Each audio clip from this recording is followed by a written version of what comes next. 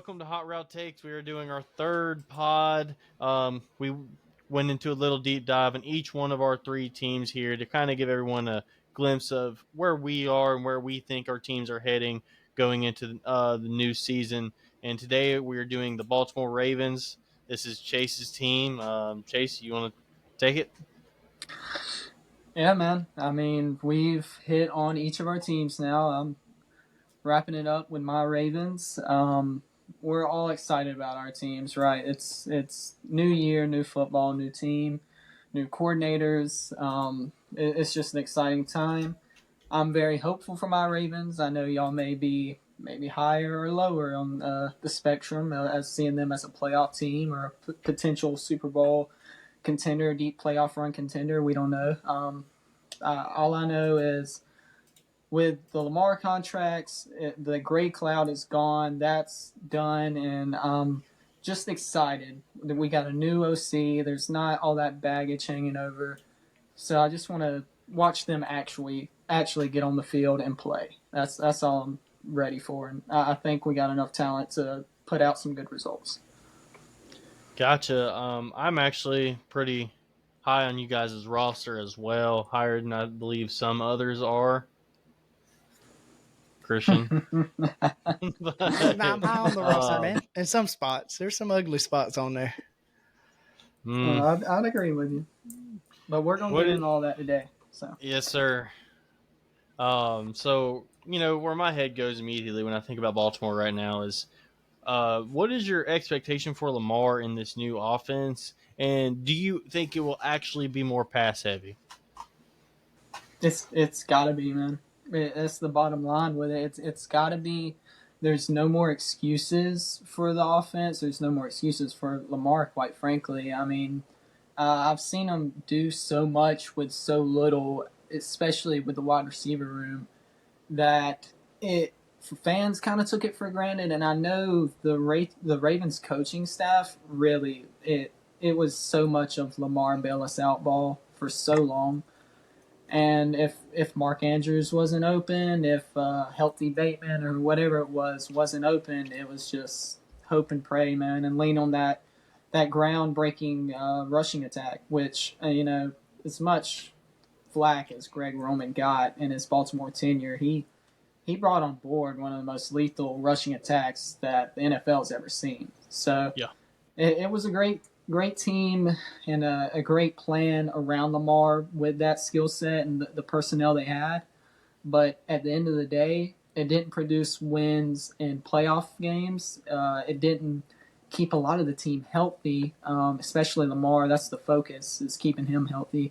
So I'm just excited to move on from that and back to his Louisville play style a little bit more, which will be pro style offense. Maybe see him under center a lot more under Munkin, and really just get the ball to your weapons. They've got the guys that actually can make plays now. Besides Mark Andrews, they've got a healthy OBJ. They drafted Zay Flowers. They got guys to like make Lamar's life easier, and I just want to see him take advantage of that. So I'm ultra excited to see how it plays out.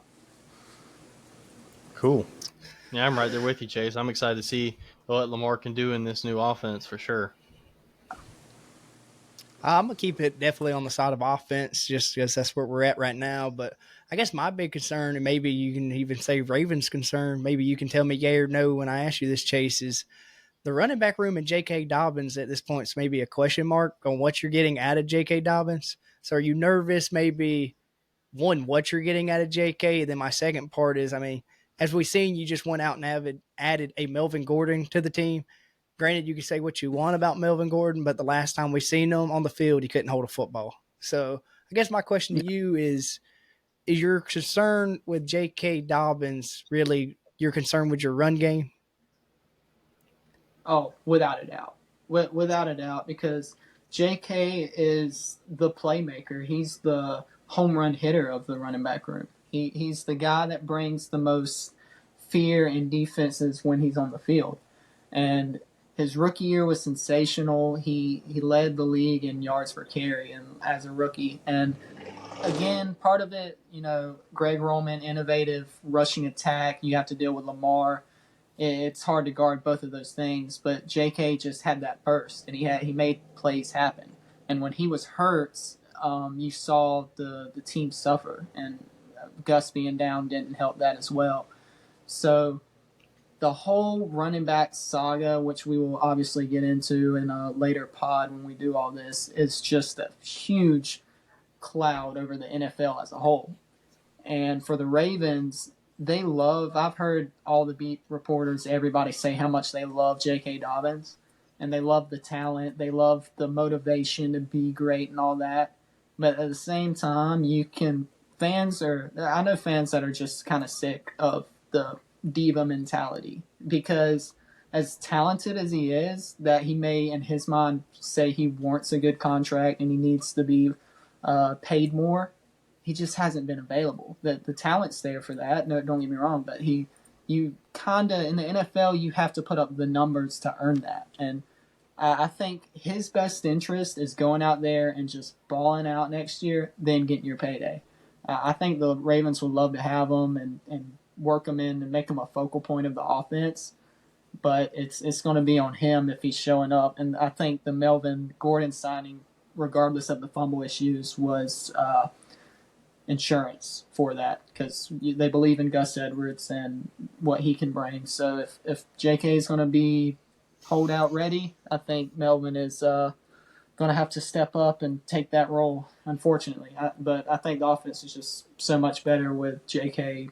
the focal point in the running back room. So I'm hoping that happens. No, I definitely agree with what you're saying right Gotcha. there. Yeah, it's going to be interesting to see how you guys foil this run game transition. Um, with it being a more pass-heavy offense, you guys got to maybe get your running backs a little bit more involved in the years past because it was a lot of read options and stuff. I would imagine you guys wouldn't want Lamar Jackson taking those hits. I'm sure a lot of this ideology is to try to help Lamar sustain through the season. Yeah. Um, I have a question. Who do you think will lead the Ravens in receiving this year? Ooh. I mean, easy answer is Mark Andrews, just because he's a top three at his position. Lamar's relationship with him has always been so strong, and he's always been available. But if Munkin is coming in and he's more focused on getting his playmakers the ball, the guys that make stuff happen after the catch, you would think a healthy OBJ and a healthy Zay Flowers, a healthy Bateman gets ample opportunity for that.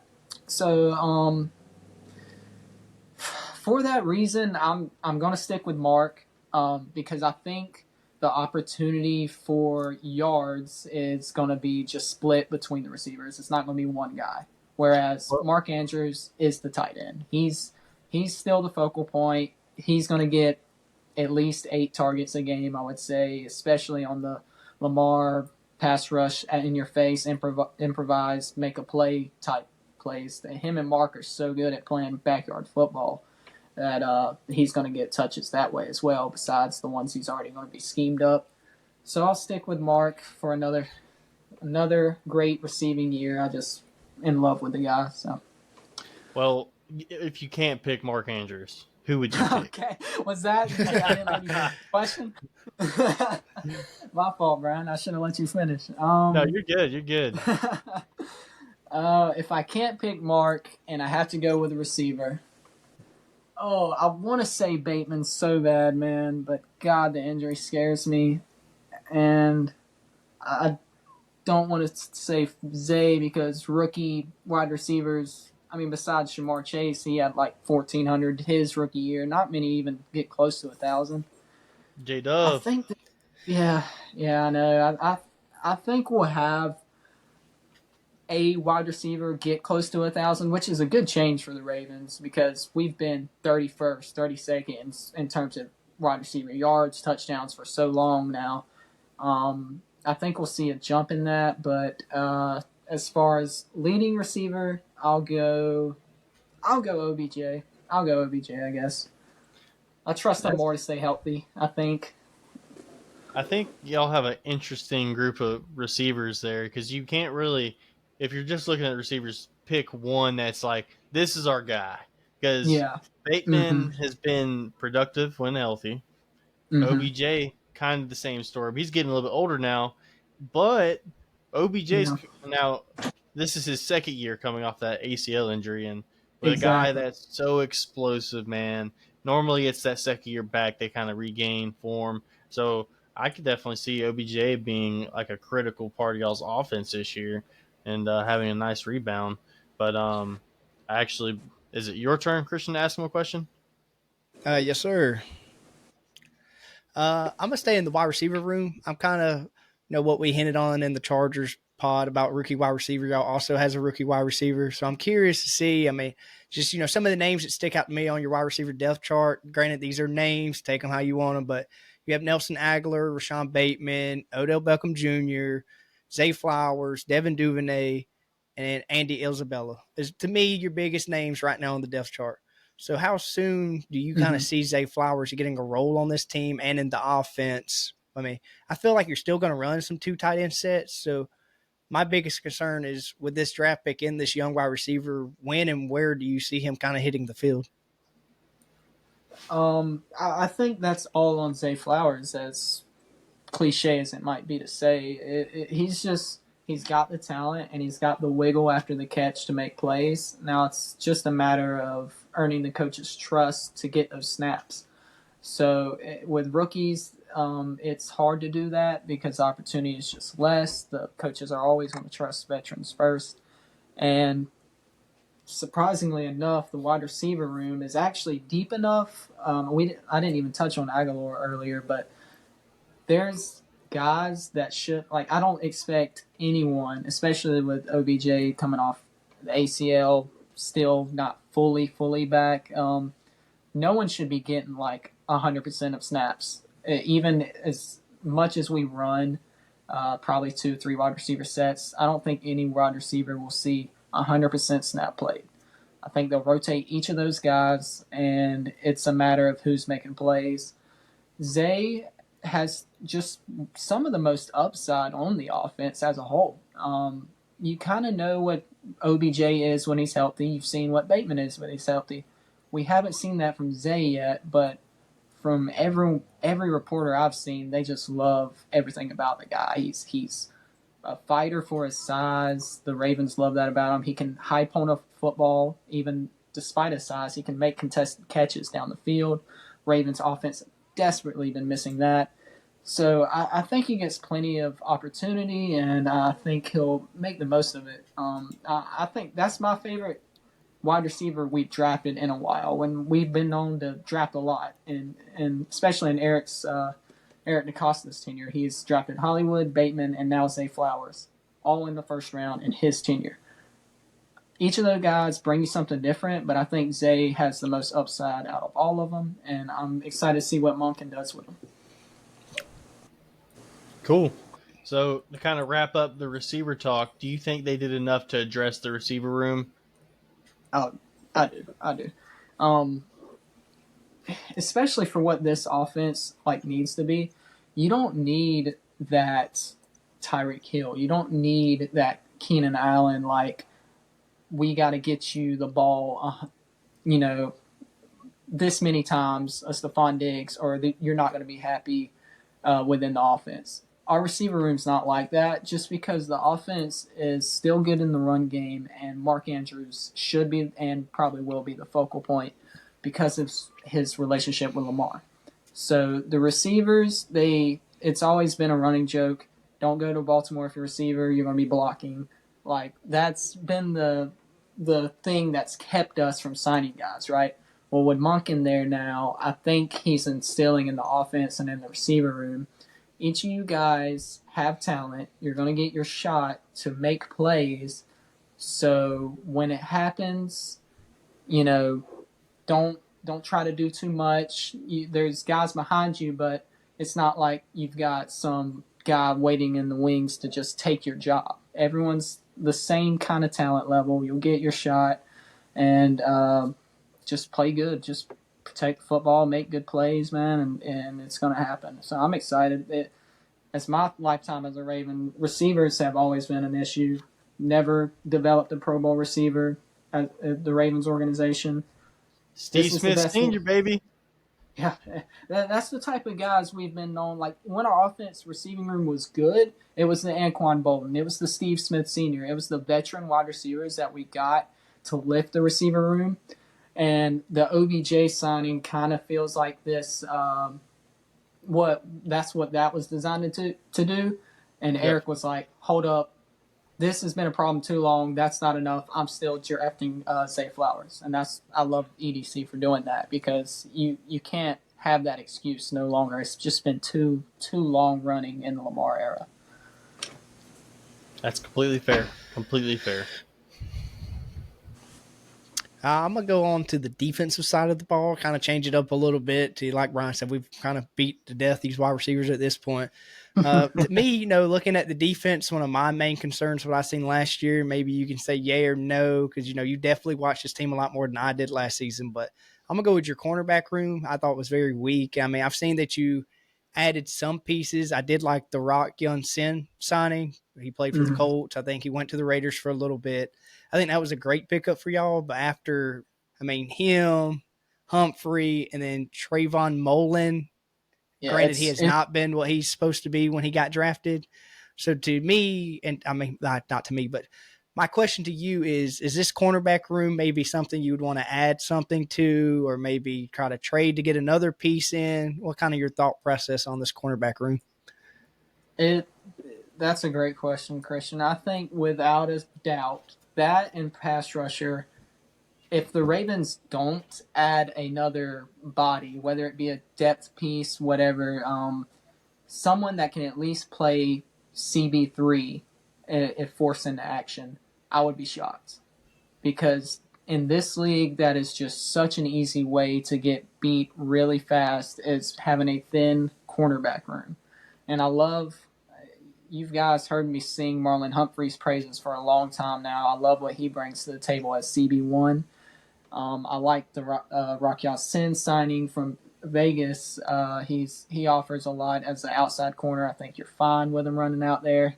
He's gonna get targeted more than Marlon, obviously, but after that, it's right now as the roster sits, it's just young guys. It's your Armor Pepe Davis. Williams, yeah, Armor Davis. That we both of those guys we drafted last year. They got on the field a little, and it was limited action. So it's kind of a scary thought to think they could be guarding a dangerous slot guy on some of these heavy loaded AFC roster offenses, right?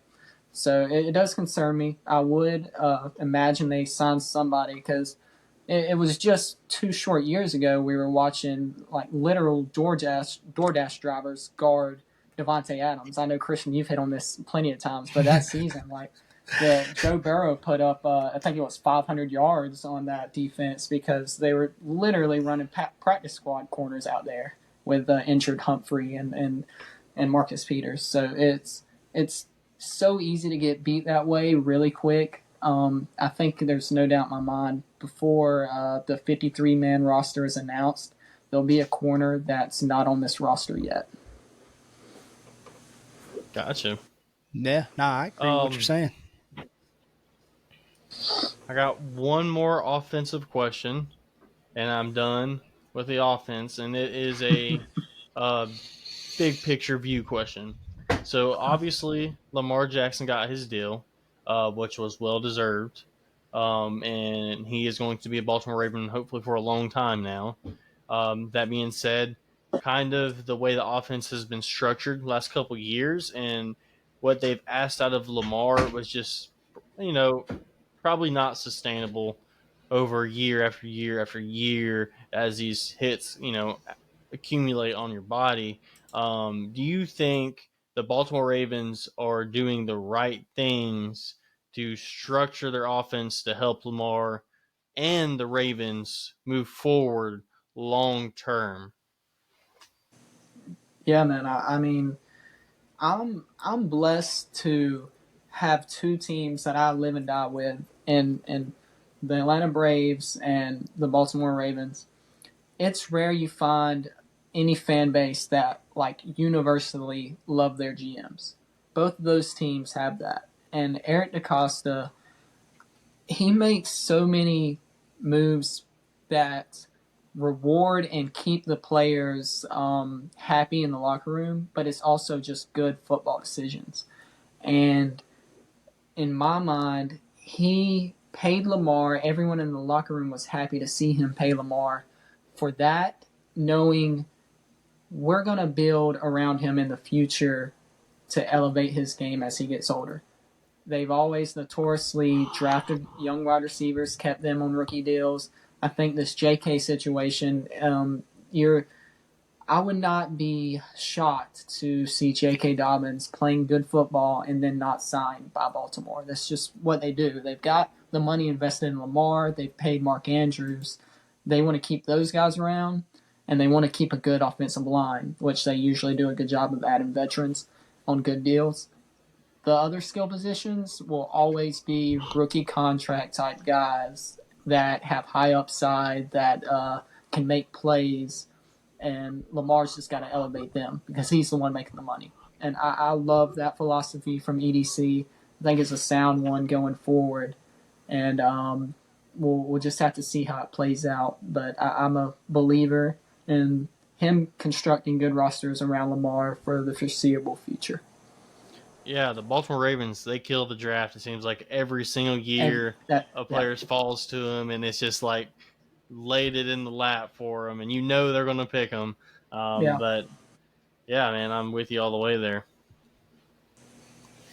I'm gonna stay on the defensive side of the ball. My question to you, Chase, would be Patrick Queen's kind of been a hit and miss, in my opinion. To this year, like Brian said, y'all Mm-hmm. kind of didn't miss in the draft, and you went and got a Trenton Simpson from the uh, Clemson Your Tigers. guy.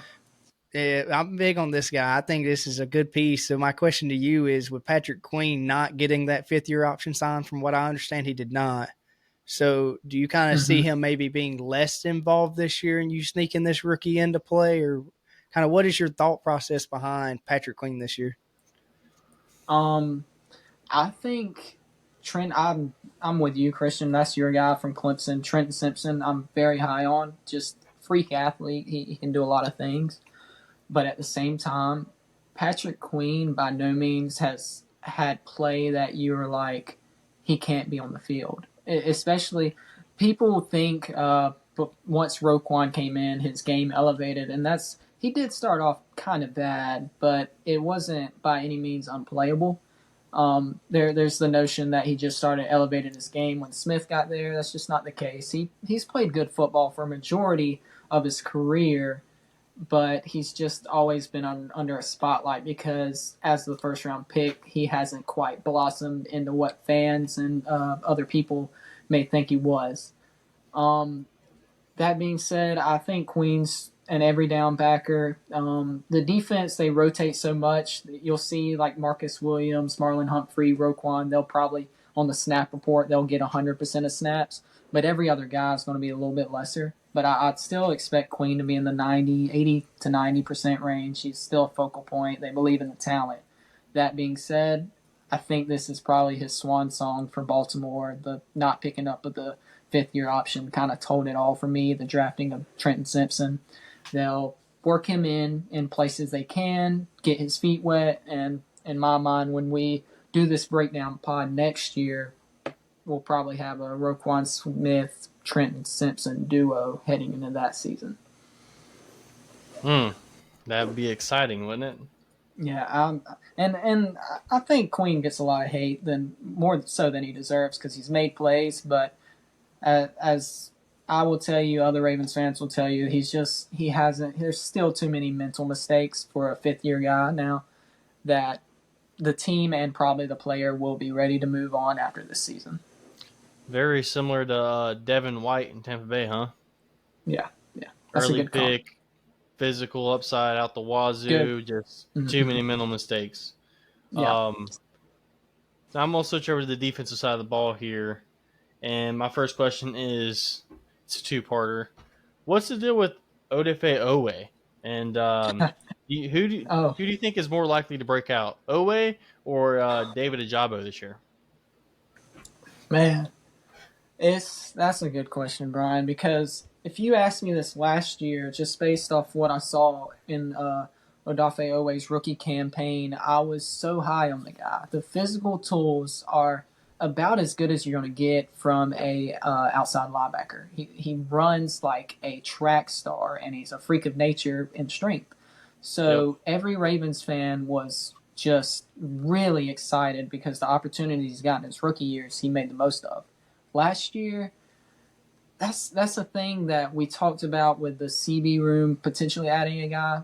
I think the pass rush kind of needs that as well, bringing back a Justin Houston, someone to take a little pressure and let Owe get some more one-on-ones because the guy's got too much talent to not be putting up a few more sack numbers and making a few more plays in the backfield.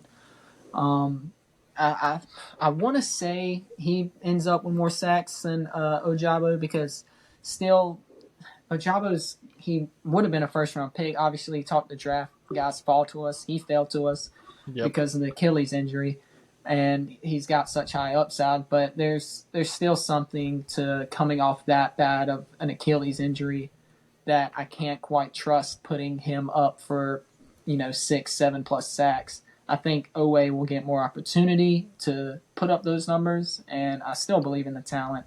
I think the right coaching's there to make it happen. It's a matter of him winning those one-on-ones more.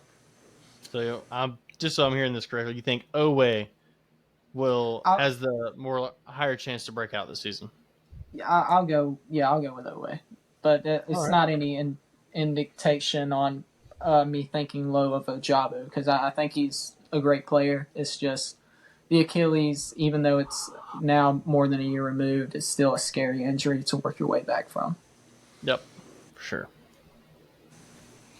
All right, well, I'm gonna go back to the offensive side of the ball. So I'm just bouncing, on both sides and asking a couple questions. All three of our No Justin quarterbacks, Tucker you can. question? Oh, he's getting there. Don't worry, I'll bring him up for you. But No I'm gonna question for the go. GOAT. To Lamar. We kind of all three of our quarterbacks have had, I guess you could say, MVP talks. They should be in the MVP conversation. Lamar has that MVP. Mhm.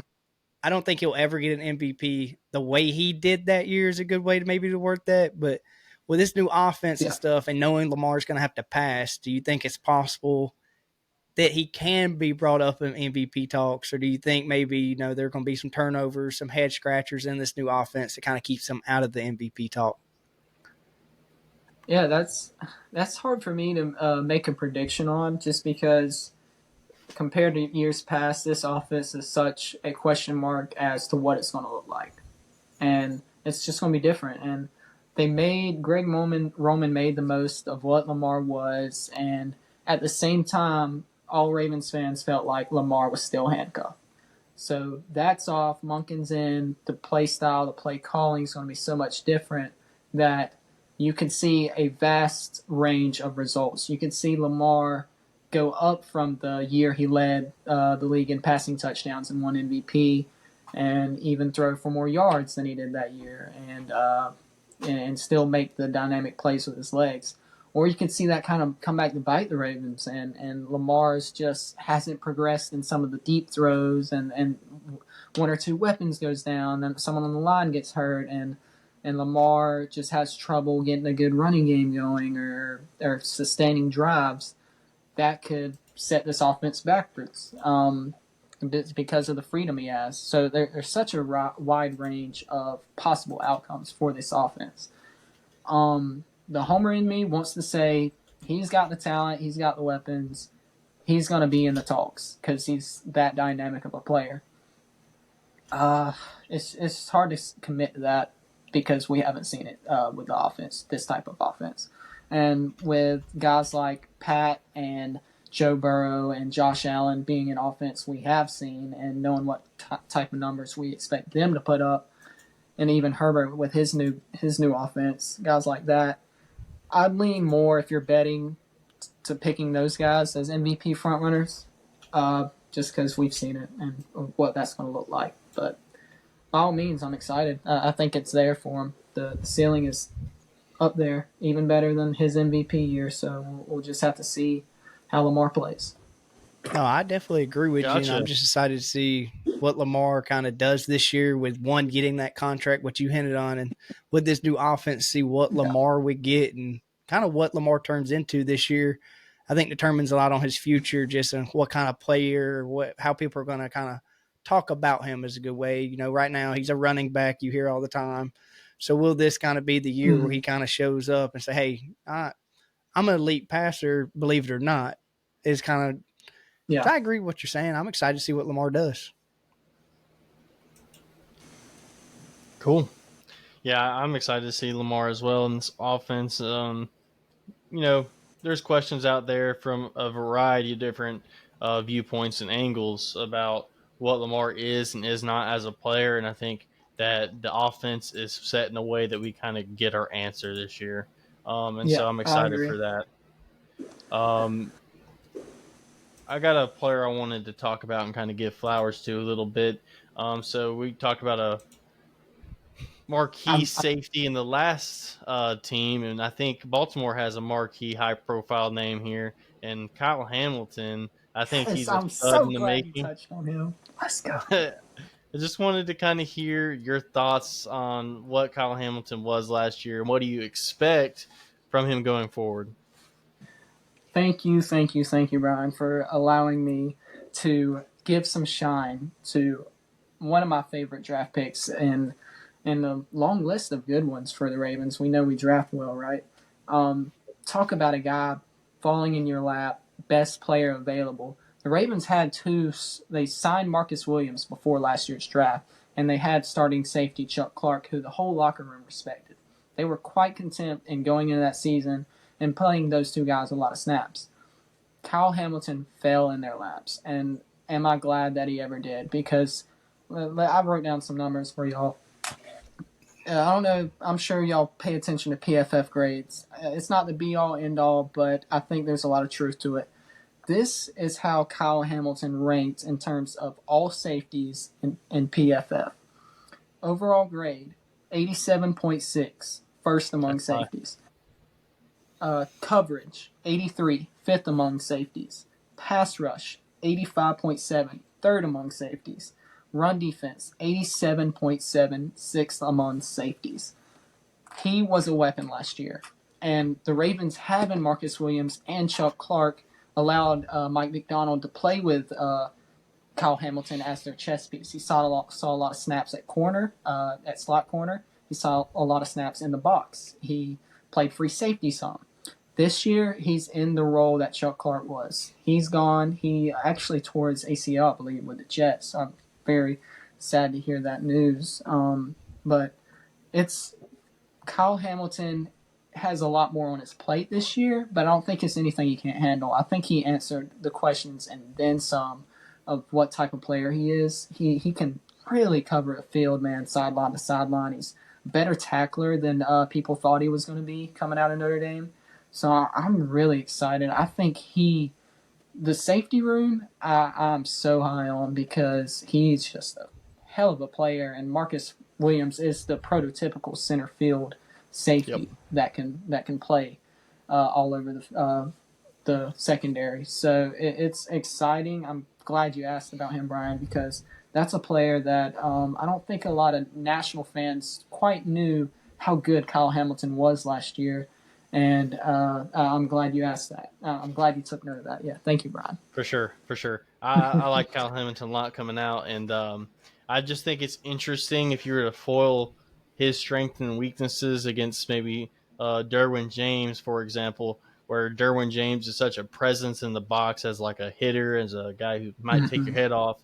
Der, Kyle Hamilton's much more of the do it all kind of guy. There's not many things he can't do besides run Mm-hmm. extremely fast in a straight line. I think that's Mm-hmm. one thing you can kind of knock him out a little bit, but everything else is so good, man, that it's hard to really to put too much thought into his speed. But I do think it's interesting. Each one of our teams has a high profile safety, Yeah. a top notch quarterback. They're all in a similar tier in the AFC. Mm-hmm. Um, but I did want to say one more thing about Kyle Hamilton.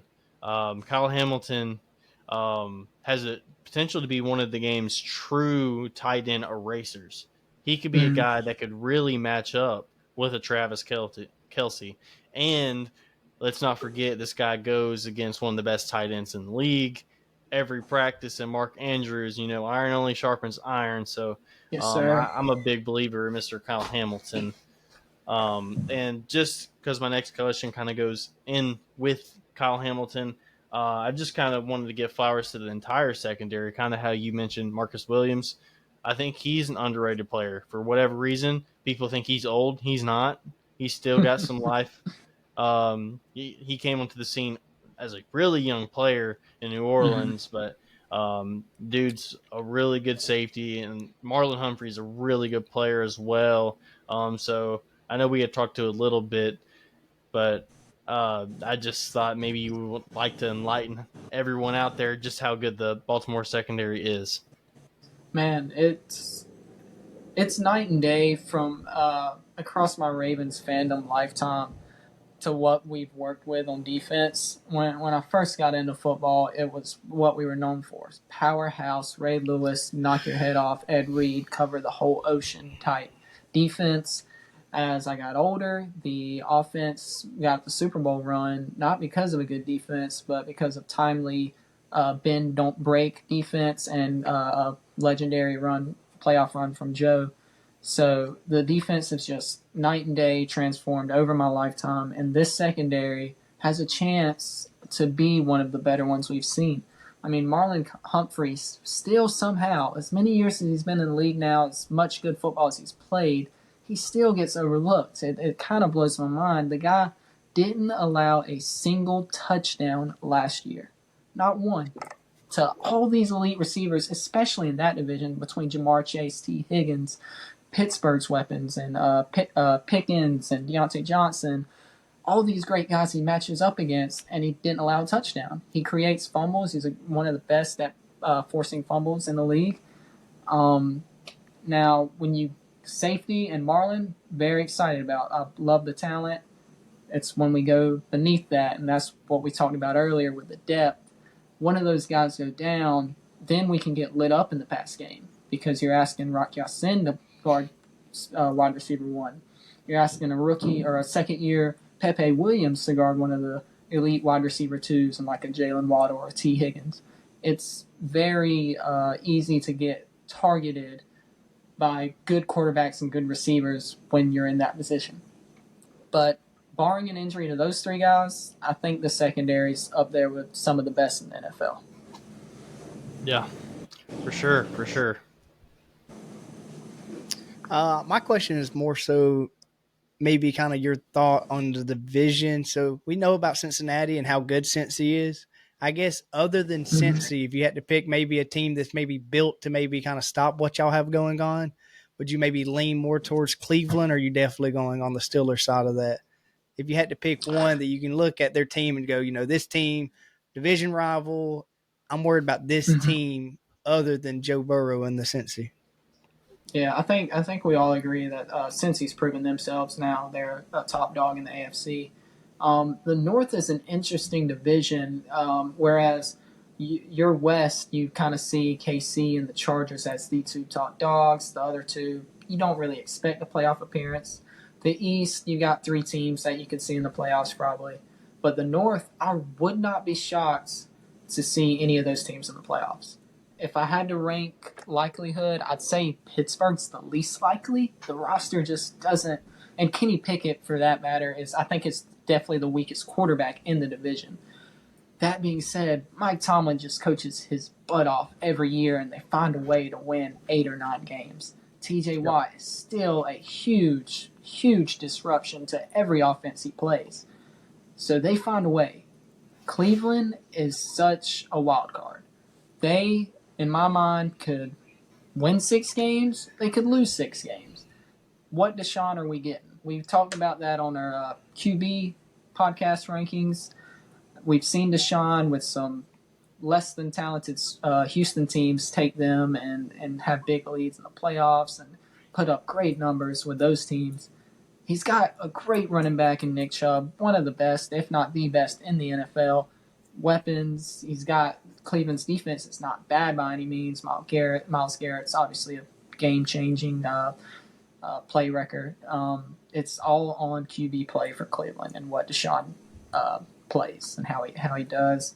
For that reason, I'll go with Cleveland. That scares me a little more because I don't think Deshaun is done. It was just an awkward situation. He's thrown into the fire. He wasn't there full season. Now he's got the whole offseason under his belt with the team.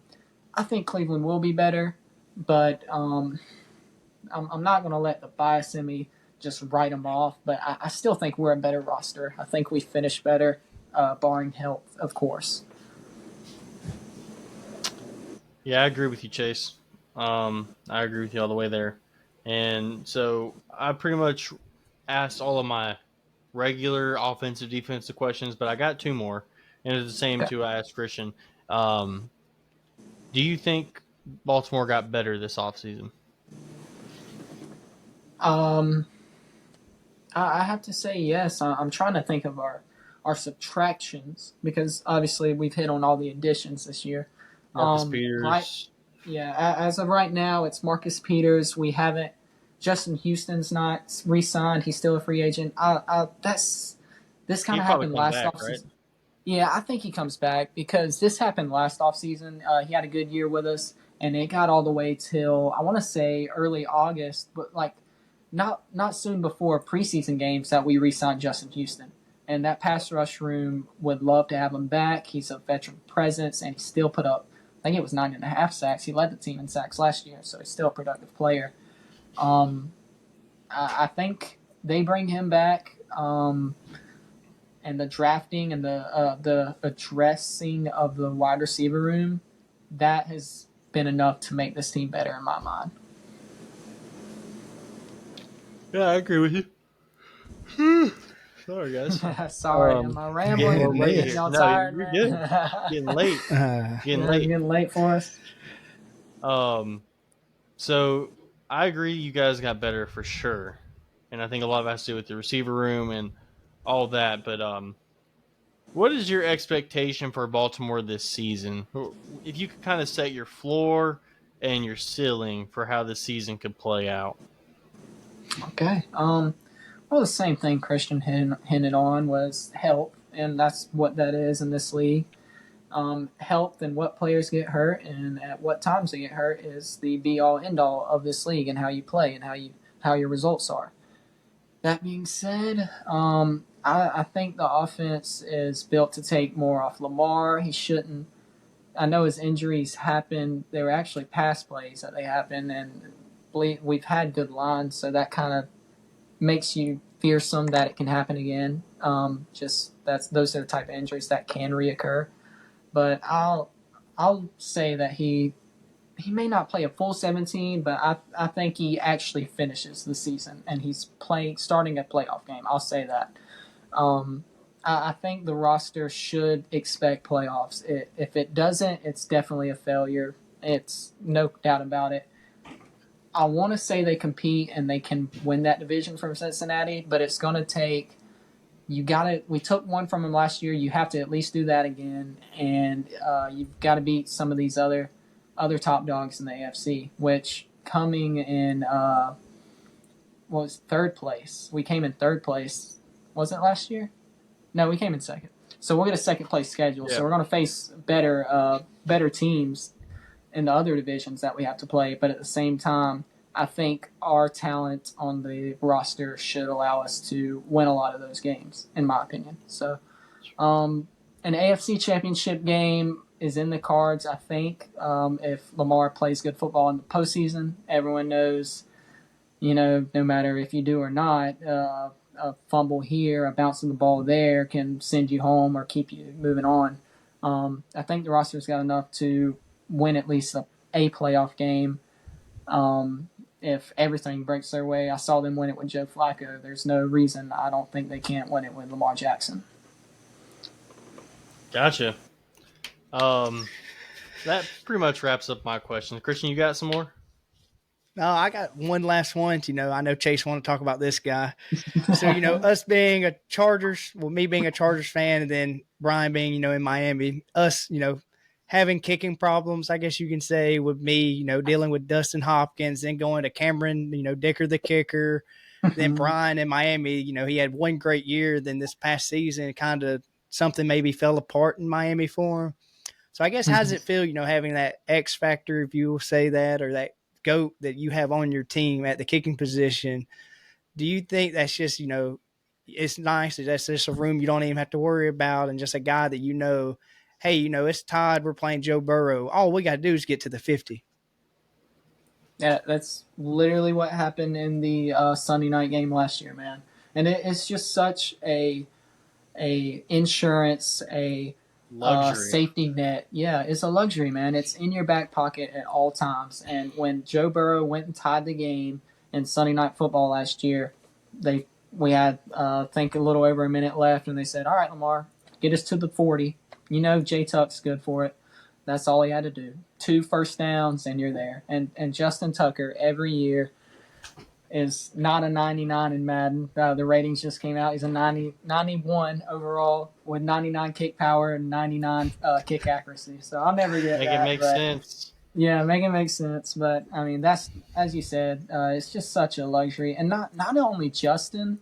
John Harbaugh has always been a special teams guy. That's what he was hired from Philly for, is his special teams play. He doesn't accept if you can't play good special teams, you won't be on the roster. So those fringe guys, they have to be able to punt cover, kick cover, and they have to be able to block on your coverages and all those things. So year in year out, Baltimore just ranks good in every department.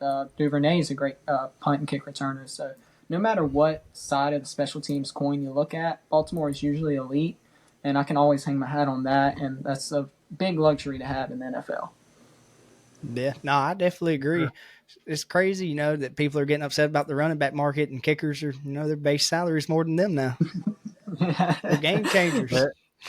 And they are, man. Because I mean, what's the first thing fans cry and complain about on Twitter and on social media after a tough loss with a missed field goal or a missed extra Kicker. point? They're calling for the team to cut the kicker, Oh, yeah. find someone else. When you have a guy that Justin Tucker's missed, he missed that extra point against the Saints in 2020, I believe it was, or 2019. He's made his mistakes, but more often than not, he's good for what he's paid to do. And even in his mistakes, you won't see one Ravens fan ever say a bad word about Justin Tucker. And that's just such a luxury to have. Yeah, the only stadium you sure. probably say has got more than half the stadium filled with kicker jerseys. I mean, there's not many fan bases wearing their kicker jersey. I don't buy a lot of jerseys at all. And I've bought 3 Ravens jerseys in my life: a Joe Flacco, a Lamar Jackson, and a Justin Tucker. Because he's that guy. He's that good, and Baltimore fans love the guy. He's everywhere. He's everything to them. If he'll retire a Raven, and it's 100%. a good luxury to have, as I've said before. Yeah. Any final thoughts or topics you want to touch on? Man, I think I asked all my questions. This one ran a little long. I know I've rambled a bit, but God, it's just, you know how it is, guys. You get excited to talk about your team, and with this Ravens team, it's just it's going to be so different than what we've seen in previous years. The results can vary, and we're just really excited for Week 1. I don't have to face either you guys like you are playing each other. I will be watching Baltimore take on the rebuilding Houston Texans, and as Baltimore usually plays against rookie quarterbacks, that's usually a disaster for the opposing rookie quarterbacks. This defense, it might get ugly. Then again, it's the NFL. Chicago won Week 1 against the Niners last year, so anything can happen. But I'm just super excited for the team. Yeah, super excited, and I'm glad to let y'all in and hear what y'all, the outside thoughts and questions are for this Baltimore Ravens team. Yeah, sure. I guess my last thing to kind of hit on Baltimore is, I guess unlike our teams, we kind of know where we sit. We know what we're expecting out of them. And Baltimore's such not really a question mark, more of a mystery. We don't know what we're getting out of this team. Mm-hmm. You added to your wide receiver room, and we've seen kind of what y'all have going on from the side, but we don't know what to expect until it's actually on the field. So that's why, I'm kind of excited to see your team play to an extent, because, I'm just ready to see what Lamar's going to do and kind of what this offense is going to look like. Oh, for sure, Christian. I mean, we've done our QB rankings pod already, but next year, that whole after Mahomes, that 2 to 10 range of QBs, you can see fluctuate, and I think there's no bigger guy than Lamar that can either drop or rise all the way to a 2 or 3 with the Joe Burrow, Justin Herbert, Josh Allen types if he takes advantage of the offense that's been built for him. So it's exciting because it's going to be the biggest mystery question mark of all the contending AFC offenses, in my opinion. Yep.